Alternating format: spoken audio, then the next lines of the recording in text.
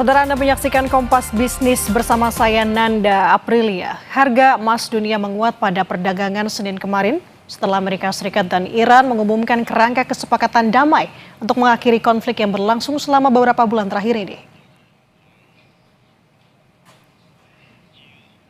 Berdasarkan data dari RTI Business, pada perdagangan Senin 15 Juni 2026, harga emas spot naik dengan harga tertinggi di 4.315 per troy ounce atau lebih dari 76 juta rupiah.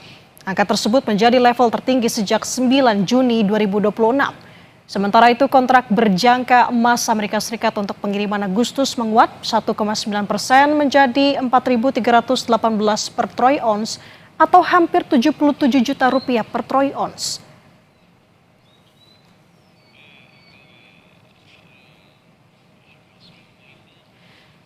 Di tengah penguatan harga emas dunia, harga emas batangan yang dijual Pegadaian tercatat belum mengalami perubahan dibandingkan sehari sebelumnya.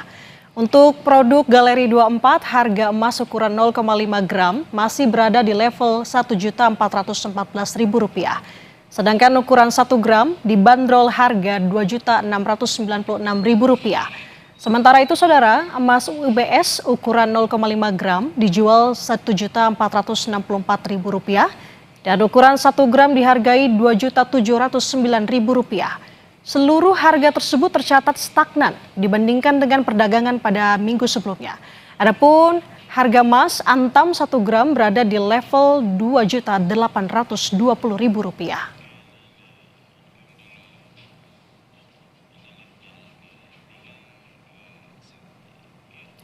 Setelah Amerika Serikat dan Iran mengumumkan kerangka kesepakatan damai, harga emas dunia terpantau menguat pada perdagangan hari Senin kemarin. Namun harga emas domestik masih terpantau stagnan. Mengapa hal ini terjadi? Kita akan bahas bersama dengan Ibrahim Aswaibi, pengamat mata uang dan komoditas yang sudah berhubung bersama kami melalui sambungan daring. Selamat pagi Mas Ibrahim, apa kabar? Selamat pagi Nanda, kabar baik, Alhamdulillah. Alhamdulillah kabar baik. Mas, sebelum pertanyaan lebih spesifik lagi, pertama-tama ingin tanyakan kerangka kesepakatan damai antara Amerika Serikat dan juga Iran, ini kenapa bisa berpengaruh sekali terhadap pergerakan harga emas dunia, Mas Ibrahim? Nanda, permasalahan tentang Selat Hormuz ini masalah yang vital. Karena apa? Karena pada saat Selat Hormuz diblokade oleh Iran, kemudian di Selat Oman, itu pun juga diblokade oleh Amerika, membuat transportasi minyak 20% ya ini mengalami satu hambatan. Dan kita tahu bahwa semua negara itu tertopang oleh minyak mentah dari Timur Tengah. Nah, pada saat di Timur Tengah ini selatnya ditutup, kemudian tidak ada suplai minyak ya dari Selat Hormuz, membuat harga minyak mentah mengalami kenaikan, dolar mengalami penguatan, sehingga berdampak terhadap transportasi dan logistik. Nah, barang-barang turunannya ikut mengalami kenaikan sehingga inflasi tinggi dan disitulah kebijakan Bank Sentral akan menaikkan suku bunga. Nah, sehingga harga emas dunia mengalami penurunan. Kenapa penurunan? Karena ada perubahan investasi yang tadinya di logam mulia, mereka mengalihkan dananya ke dolar Amerika. Nah, pasca Selat Hormuz dibuka, ini akan ada perubahan lagi. Jadi masyarakat yang tadinya membeli dolar, karena rupiah terus mengalami penguatan, maka masyarakat itu akan berbondong-bondong berpindah ke logam mulia, baik emas fisik maupun emas digital. Nah, ini sudah kelihatan bahwa kemarin dua hari sebelumnya rupiah ini menguat cukup tajam. Bahkan di hari Senin kemarin itu sempat mencapai 200 poin. Artinya apa? Bahwa informasi tentang gencatan senjata yang tahap pertama ya yang membahas tentang pembukaan Selat Hormuz dengan sanksi ekonomi ya dicabut baik oleh Amerika, Eropa, ini membuat apa? Membuat harga minyak ini mengalami penurunan. Bahkan kita harus ingat pada saat Trump dilantik sebagai presiden, pidato pertama dia mengatakan bahwa bagaimana caranya agar negara-negara ini semuanya menjadi makmur. Dengan cara apa? Dengan cara produksi minyak di Amerika akan terus digenjot sehingga apa? Terjadi oversupply dan minyak mentah harganya itu adalah di bawah 70. Misalnya pemerintah di APBN itu dipatok di 70. Nah, ini yang cukup menarik, sedangkan kita lihat bahwa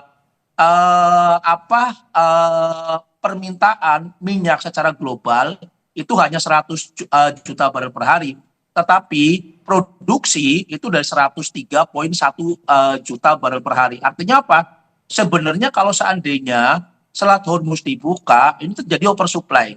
Misalnya, saya optimis bahwa harga minyak ini akan turun ya di bawah 80, sehingga apa? Sehingga membuat masyarakat ini akan beralih semua ke logam mulia, dan ini sudah kelihatan sekali secara geopolitik membantu terhadap masyarakat untuk berbondong-bondong kembali melakukan pembelian. Itu dari segi geopolitik. Kemudian dari segi kebijakan Bank Sentral Amerika pun juga kita lihat bahwa sebelumnya Kongres menolak anggaran untuk perang.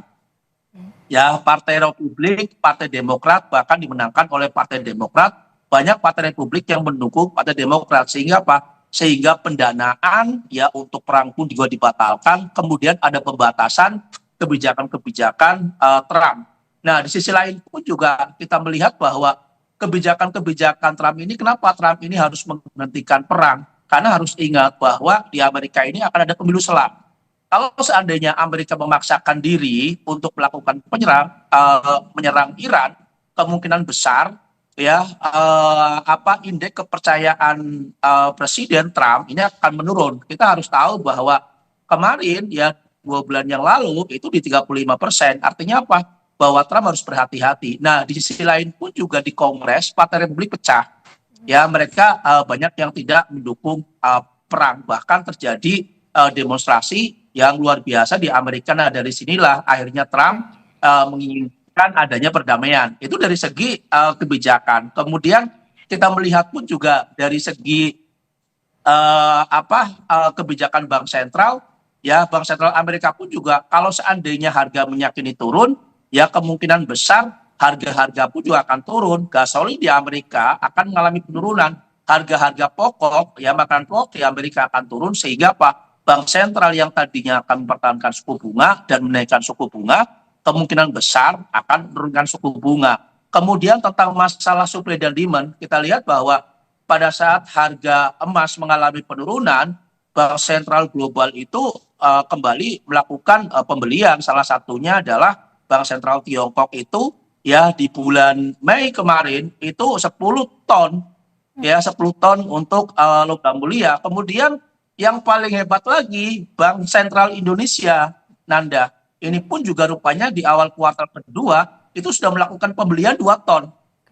Nah, ini cukup menarik. Artinya apa? Bahwa Bank Sentral Indonesia pun juga pada saat harga emas ini turun dimanfaatkan oleh Bank Indonesia untuk membeli logam mulia sebesar 2 ton. Nah, JP Morgan sendiri mengatakan bahwa di tahun 2026 ya pasca Selat Hormuz dibuka, kemungkinan besar pembelian untuk logam mulia atau emas batangan itu totalnya adalah 800 ton. Nah, ini yang sebenarnya membuat apa? Membuat harga logam mulia maupun emas dunia ini akan mengalami kenaikan. Nah, memang ini buah si malakama, Nanda. Pada saat harga emas naik, kemudian rupiah ini menguat, sehingga apa? Sehingga harga logam mulia di Indonesia ini stagnan. Itu, Nanda. Oke, jelas sekali Pak Ibrahim. Jadi mengenai pergerakan harga emas dunia ini, saya tangkap jantungnya dari Selat Hormuz dan juga melihat bagaimana kondisi Amerika Serikat dan Iran yang sangat berpengaruh. Jadi kalau misalkan per hari Senin kemarin kan harga emas di pasar spot terpantau menguat, Pak Ibrahim. Apakah memang ini merupakan sentimen semata dari kesepakatan damai antara Amerika Serikat dan juga Israel, atau dari sudut pandang Pak Ibrahim ada hal lain? Ya, ini adalah awal yang baik untuk emas dunia maupun logam mulia mengalami penguatan. Karena tadi saya sudah katakan bahwa pelemahan harga emas dunia maupun logam mulia itu disebabkan oleh apa? Oleh penutupan Selat Hormuz. Awal yang baik pada saat pembukaan ini, ya ini emas ini akan kembali melonjak. Kenapa? Karena harus diingat bahwa di bulan Juli Agustus perang dagang ya antara Amerika dengan mitra bisnisnya ini sudah akan berjalan. Kemudian kemarin pun juga Amerika pun juga memberikan sanksi ekonomi terhadap Tiongkok, terutama untuk produk-produk teknologi. Artinya apa? Bahwa perang dagang ini yang awalnya dijadikan sebagai isu pada saat Trump melakukan pencalonan sebagai presiden dan kampanye, ya ini yang kemungkinan isu ini juga akan membuat apa? Membuat logam mulia ini akan naik, harga emas dunia akan naik. Artinya apa? Bahwa masa penurunan harga emas dunia maupun logam mulia ini adalah terakhir setelah apa? Setelah Selat Hormuz dibuka. Nah, Selat Hormuz dibuka ini awal kuncinya, Nanda. Awal kunci logam mulia dan emas dunia akan kembali mengalami kenaikan. Oke, ini kan menjadi kunci banget berarti ya Pak Ibrahim mengenai kondisi geopolitik untuk saat ini. Jadi bagaimana untuk kita bisa membaca pergerakan harga emas ke depannya dengan kondisi geopolitik seperti saat ini? Ini kan masih belum menentu ya sikonnya. Oke, Nanda. Jadi begini, kita lihat bahwa saat perang terjadi di Timur Tengah, ya ini berdampak positif terhadap emas dunia maupun logam mulia. Karena apa? Karena banyak bank sentral global itu melakukan diversifikasi cadangan devisanya dari dolar menggunakan logam mulia. Tetapi pada saat Iran Israel melakukan penyerangan terhadap pucuk pimpinan ya Iran, ya terutama di sini adalah Ayatollah Khamenei dan kerabat dan pejabat-pejabat yang saat itu sedang melakukan meeting ya di rumah pribadinya. Ini membuat Garda Revolusi Iran ini marah. Nah, sehingga apa? Cara satu-satunya kemarahan dari Iran ini itu melakukan sabotase ya, blokade terhadap Selat Hormuz. Nah, bahkan di sini juru bicara pertahanan Iran mengatakan bahwa blokade Selat Hormuz dilakukan ya karena apa? Karena pemimpin tertingginya ini tewas dibunuh oleh Iran dan Israel. Dan harga minyak akan menyentuh di level 200-an. Nah, ini yang sebenarnya tuh tidak pernah masuk dalam pikiran Trump bahwa Iran itu akan melakukan sabotase untuk penutupan Selat Hormuz, Nanda. Nah, sehingga apa? Sehingga Amerika, Trump ini berpikir ulang bahwa kalau seandainya Selat Hormuz ini ditutup, ini akan membahayakan. Buktinya apa? Harga gasolin, ya harga bahan-bahan pokok di Amerika mengalami kenaikan yang membuat apa? Indeks kepercayaan ya terhadap presiden itu menurun tajam. Nah, ini awalnya jadi kesalahan strategi karena dianggap bahwa Pak sebelumnya Venezuela ya presidennya ditangkap kemudian selesai. Tetapi Iran tidak. Nah, sehingga apa? Sehingga ini yang dijadikan alasan oleh Trump untuk mengadakan gencatan senjata perdamaian tahap pertama antara Iran dan Amerika. Walaupun saat ini masih terjadi perang ya di Timur Tengah antara Israel dengan Lebanon. Nah, itu tidak akan malahan perang ini akan membuat harga emas dunia naik, Nanda. Nah, kalau seandainya Selat Hormuz ini ditutup, nah ini yang berbahaya. Saya sendiri pun juga sebagai seorang pengamat ini ya menganggap bahwa wah kalau seandainya Selat Hormuz ditutup, ini kemungkinan besar bukan lagi di 4.000, bisa saja di bawah 4.000. Tetapi rupanya perjanjian terjadi dan inilah yang mendongkrak harga emas dunia naik dan logam mulia akan menguat dan bahkan saya prediksi ya saya lihat kemarin kemudian tadi pagi ada kemungkinan besar akan kembali ke level 5.400 lagi, Nanda, sampai akhir tahun. Kalau memang benar-benar Selat Hormuz ini dibuka, kemudian transportasi lancar, logistik kembali normal, ya, kemudian harga-harga semua turun, harga minyak di bawah 80, anggaplah di 75, ya, kemudian Bank Sentral Global di bawah Kevin Walsh kemungkinan besar ini akan menurunkan suku bunga. Harus diingat bahwa Trump sendiri pada awal-awal Trump menjabat sebagai presiden, dia mengatakan bahwa dalam kepemimpinan saya di Amerika sebagai presiden, Trump menginginkan suku bunga itu kembali dari 0 sampai 0,25%. Nah, ini yang dilakukan oleh Trump dengan nota kesepahaman membuka Selat Hormuz, kemungkinan besar ya Kevin Walsh ini akan lebih lebih semangat lagi untuk menurunkan suku bunga. Nah, tinggal tunggu saja ini. Nah, kapan Kevin Walsh akan mengikuti gaya Trump? Karena kita lihat bahwa pada saat Kevin Walsh diangkat sebagai gubernur Bank Sentral Amerika, pasti sudah ada fakta integritas dengan pemerintah. Tidak mungkin Kevin Walsh itu tidak akan tidak mengikuti gaya-gaya dari Trump, karena kita melihat bahwa interview pertama ya Kevin Walsh dijadikan sebagai direkomendasikan untuk sebagai gubernur Bank Sentral Amerika itu dari Trump pasti sudah melalui beberapa interview itu Nanda. Oke. Berarti kan ini berdampak ke banyak hal ya, gak hanya berpengaruh ke harga emas saja. Selat Hormuz ini benar-benar menjadi jantung seperti saya katakan tadi mendengar pernyataan dari Mas Ibrahim. Tapi ini juga berdampak terhadap sejumlah mata uang. Banyak negara juga menguat melawan dolar termasuk dengan rupiah. Dari analisis Anda, seperti apa, Mas Ibrahim? Silakan. Nanda. Jadi saya melihat bahwa pada saat Selat Hormuz dibuka, kemudian minyak mentah mengalami kenaikan, berarti negara-negara yang mengimpor minyak ini lebih murah lagi. Sehingga defisit anggaran ini bukan lagi melebar, tapi akan menyempit. Nah ini yang membuat membuat mata uang rupiah mengalami penguatan. Sebenarnya penguatan mata uang global terhadap dolar Amerika ya karena apa? Karena harga minyak yang turun. Ya kalau kemarin secara mendadak kemudian semua mata uang mengalami pelemahan ya akibat dari penutupan Selat Hormuz, ya ini wajar. Karena apa? Harga minyak yang relatif lebih mahal, kemudian dolarnya mengalami penguatan sehingga kebutuhan untuk membeli minyak mentah ya ini bertambah banyak. Ya karena setiap negara itu pasti sudah mempunyai satu anggaran. Anggaran di tahun 2026 berarti dibuat di tahun 2025. Kemudian setiap negara pun juga pasti sudah mematok bahwa kira-kira mata uang terhadap dolar ini di angka segini. Ya, ada range-nya. Ya, tetapi rupanya Rupanya pada saat terjadi perang, kemudian harga minyak mengalami kenaikan, kemudian dolarnya mengalami penguatan, berdampak terhadap semua pelemahan mata uang. Satu contoh di Indonesia. Di APBN itu rupiah hanya 16.500.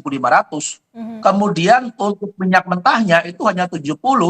Pada saat harga minyak mentah di level 80 ya pemerintah masih bisa untuk membantu. Ya tetapi kalau sudah di atas 90 ini pun juga mengalami kesulitan untuk pendanaan. Kemudian rupiahnya pada saat rupiah dipatok 16.500 kenyataannya 18.200 sehingga Sehingga pemerintah ini harus membutuhkan dana yang cukup besar untuk Untuk menutupi kekurangan. Nah, inilah yang membuat rupiah mengalami pelemahan. Nah, di sisi lain pun juga kita kemarin perusahaan-perusahaan yang di bursa itu jatuh tempo ya untuk memberikan dividen. Kemudian hutang pemerintah pun juga cukup besar. Nah, di sisi lain pun juga Bank Indonesia ini menaikkan suku bunga 75 basis poin. Tujuannya adalah untuk membantu pemerintah, terutama adalah Kementerian Keuangan dalam melakukan lelang surat utang negara. Karena lelang surat utang negara pada saat suku bunga dinaikkan oleh Bank Indonesia 75 basis poin membuat suku bunga untuk obligasi tenor 10 tahun itu naik menjadi 7,4%. Nah dari sinilah akhirnya para konglomerat di Indonesia, mereka yang tadinya menyimpan dana di luar negeri, mereka tarik semua ke Indonesia untuk membeli obligasi. Kemudian pemerintah pun juga mengharapkan terhadap masyarakat Indonesia yang mempunyai tabungan di atas 3 miliar untuk membeli obligasi. Nah, inilah yang membuat Membuat kekuatan fundamental ekonomi kita semakin solid sehingga rupiah mengalami penguatan. Benar, pemerintah mengatakan bahwa fundamental ekonomi kita bagus. Ya, karena pertumbuhan ekonomi kita sebelumnya di kuartal pertama itu 5,61%. Nah, 5,61% ini sudah cukup solid. Misalnya setelah Selat Hormuz dibuka, rupiah terus mengalami penguatan. Itu Nanda. Oke, nah ini terakhir Pak Ibrahim, singkat saja, dengan kondisi yang tadi Bapak sudah paparkan sampai dengan prediksi sampai dengan akhir tahun ini, apakah artinya saat ini jadi momentum yang tepat untuk masyarakat kembali membeli emas? Oh iya, ini sudah kelihatan. Ada arus balik ya, masyarakat yang membeli dolar, mereka jual. Ya mereka jual, kemudian mereka pindah lagi ke logam mulia dan emas digital. Tinggal tunggu waktu saja Nanda. Ya tinggal tunggu waktu saja, karena nanti pada saat tanggal 19, ya nota kesepahaman ditandatangani di Swiss, ya di Jenewa, di Swiss. Dari situlah perpindahan aliran dana ini akan terus menguat. Karena harus ingat bahwa perang di Eropa Timur masih panjang. Oke. Eropa Timur ini adalah Ukraina banyak menyasar kilang-kilang minyak di Rusia. Ini yang membuat apa? Membuat ketegangan baru, kemudian kebijakan Bank Sentral Amerika, perpolitikan di Amerika, kemudian supply dan demand. Ya ini yang akan membuat harga emas dunia, harga logam mulia ke depan ini akan naik. Saya masih optimis, Nanda, Oke. bahwa logam mulia ini akan kembali ke 3.200.000-an. Tinggal tunggu waktu saja tahun ini. Oke, itu saya garis bawahi. Tinggal tunggu waktu saja ya. Terima kasih Ibrahim Aswayibi, pengamat mata uang dan komoditas, sudah berbagi perspektifnya bersama kami di Kompas Bisnis pagi ini. Sehat selalu Pak Ibrahim. Selamat pagi. Oke, terima kasih. Saudara, tetaplah bersama kami. Kami akan hadir dengan informasi penting dan menarik lainnya usai jeda.